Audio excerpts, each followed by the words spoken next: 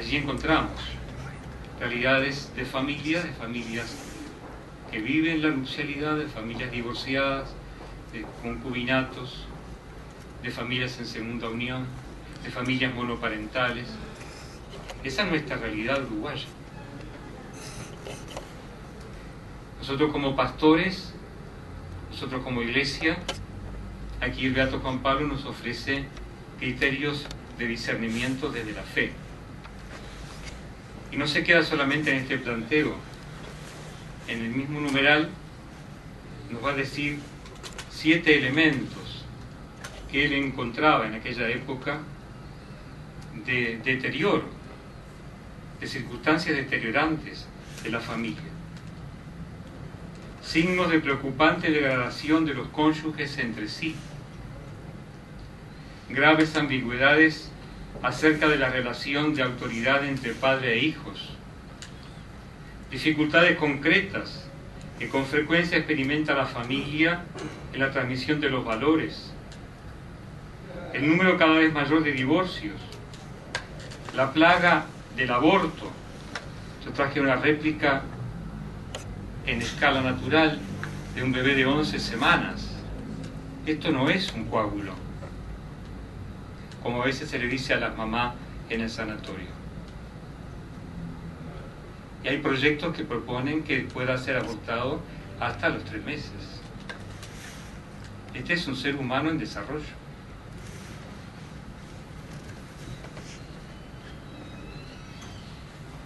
Recurso cada vez más frecuente a la esterilización.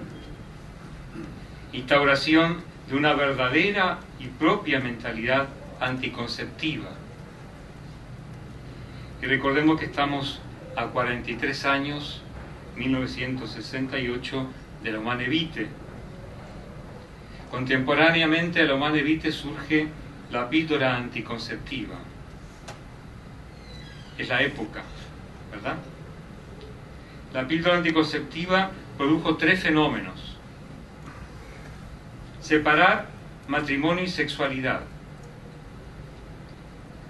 Separar procreación y sexualidad humana. Separar sexualidad humana y amor.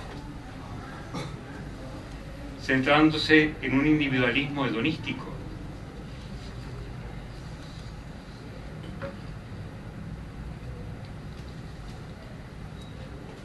El Papa en Evangelium Vitae habla en 1995 de la cultura de la muerte.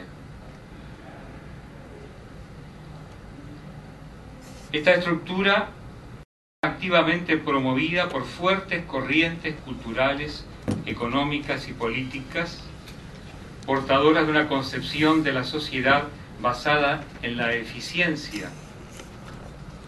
Sociedad, ámbito de humanización, decía Benedicto XVI en la convocatoria.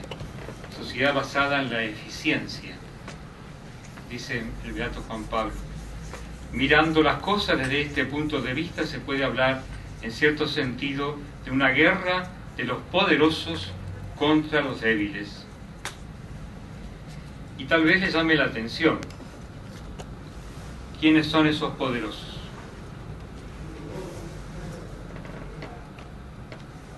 Hay proyectos, hay acciones concretas de estas y otras instituciones que atentan contra la vida, que atentan contra la familia.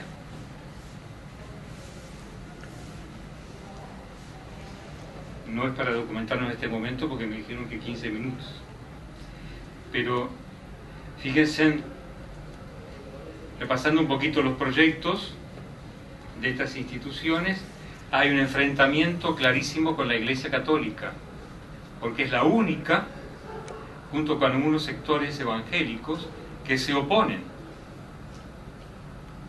Pensemos en las elecciones de Brasil, cómo el actual presidente tuvo que cambiar el discurso abortista para poder ser elegida presidente de Brasil en la segunda vuelta, que se dice.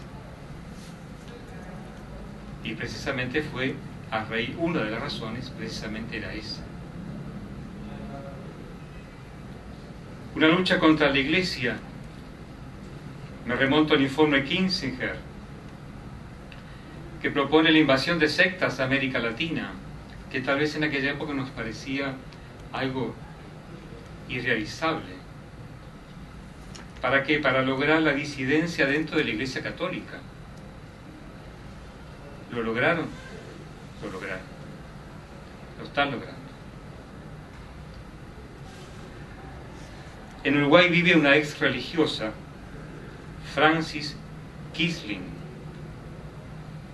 que trabaja en el Ministerio de Salud Pública, que hizo el prólogo de iniciativas sanitarias del Ministerio de Salud Pública en el 2007, donde se habla de la ideología de género. Ella se propuso lograr un enfrentamiento dentro de la Iglesia entre progresistas y conservadores, porque conoce a la Iglesia de adentro. La divulgación de conductas pecaminosas del clero. Somos testigos. Catalogar al magisterio moral de la Iglesia como conservador, retrasado, sobre todo en lo que tiene que ver con la moral sexual. La ideología del género. No me extiendo, supongo que ustedes ya manejan este término, ¿verdad? Pero que está asumida, y me explayaré un poquito más adelante, está asumida por el Ministerio de Salud Pública y por la educación en nuestro Uruguay. Lograr una educación sexual liberal. El 2009 se aprueba, se promulga, se da publicidad a la Guía de Educación Sexual de parte de la ONU, que elaboran la UNICEF y la UNESCO.